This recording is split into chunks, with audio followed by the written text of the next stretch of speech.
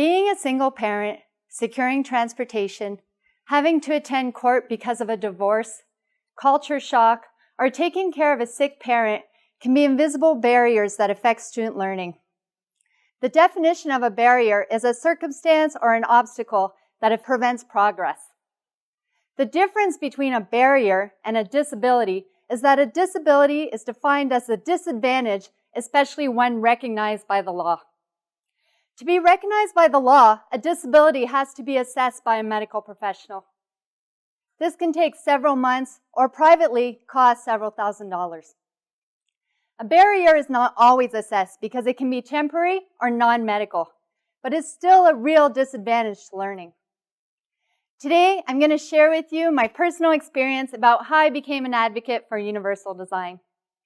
Briefly, in education, universal design for learning is implementing strategies to maximize accessibility and understanding of classroom material.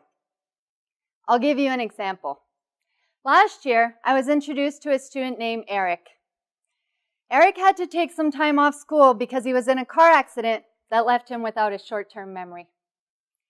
Eric had a wife and a daughter, and he was eager to finish his education because he wanted to bring home a decent income. And this kind of pressure put extra stress and anxiety on Eric. When I met with Eric, he was nervous, but he was also excited to get started. And in my department, we discussed how we could support Eric. But sadly, his accident was recent, and no formal assessment had been done. Before I met Eric, I had been reading about universal design. I read about universal design for learning in a newspaper article that spoke about a girl who was suing her school because they were forcing her every semester to reveal her disability. Her disability was depression. And you can imagine how it would feel every semester to have to say that you are or you might be depressed at one point or another. Universal design eliminates the need for one to have to reveal their personal information and the isolation that goes along with being singled out.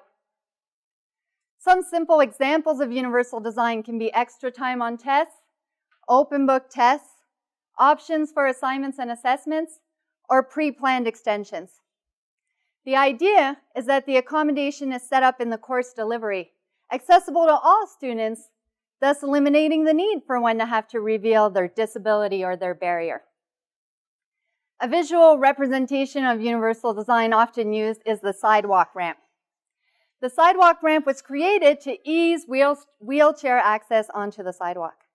However, it's also very helpful for parents with strollers. And this demonstrates how an accommodation for one population can be an accommodation for everyone. So back to Eric. After Eric sat in front of a test for several hours and wasn't able to come up with any answers, I decided, with the approval of my supervisor, to provide my whole class with open book tests. The assessments in my department were created to assess critical thinking and critical reading. So even with their books, notes, and definitions, students with limited knowledge of the content or students with limited application skills due to lack of practice could still easily be identified. Of course, the idea appealed to the students. It reduced their stress. Allowing my students to bring their notes and books forced my students to prepare. My students quickly realized after the first assessment that it was in their best interest to organize and review their notes to be efficient. Now, there is some concern that universal design is going to lower the benchmarks of standardized education. And I think this can easily be solved by assessing competencies, what can be done, versus content retention, what is memorized. Others argue, well, it's not fair to the students if not all the teachers do it. And I think it's okay if we have different teaching philosophies.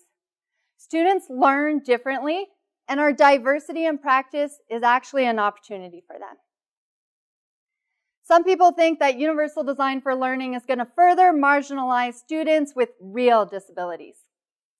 And I think comparing somebody with a real disability to somebody with a lesser form of a disability or a barrier is like comparing somebody who broke their arm a lot to somebody who broke their arm a little bit. Either way, they're going to need an accommodation because their arm is going to hinder their progress. In my case, it was suggested that I would put my students at a disadvantage at the time of the government final exam, an exam where my open book test policy would not be allowed. At the end of the semester, I collected the following informal information by comparing my class, which received tests with accommodations, to a second class, which received the same tests without accommodations. My class and the other class had similar averages on tests, which might be a surprise to you. You might have thought, oh, my class would have done better, but they did not, which is exactly how we want universal design to work, creating accessibility to all students without creating an unfair advantage. I'd also like to note that everyone in my class passed the closed book final exam. Why do I think this happened? I think it happened because my open book test policy taught my students how to study. The night before tests, my students were able to discern what was important, and that skill is priceless.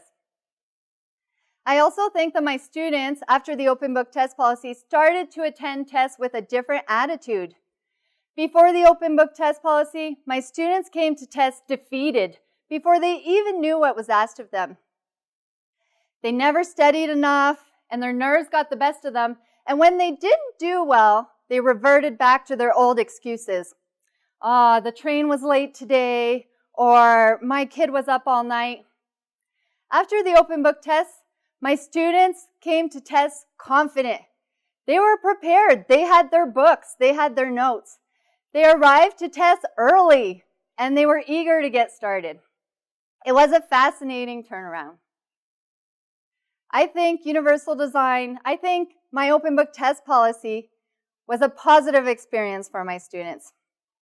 It secretly coaxed my students into studying, and it also reduced their stress. My open book test policy was like the ramp on the sidewalk in terms of my students understanding the material. And it brought out a greater potential in each of them.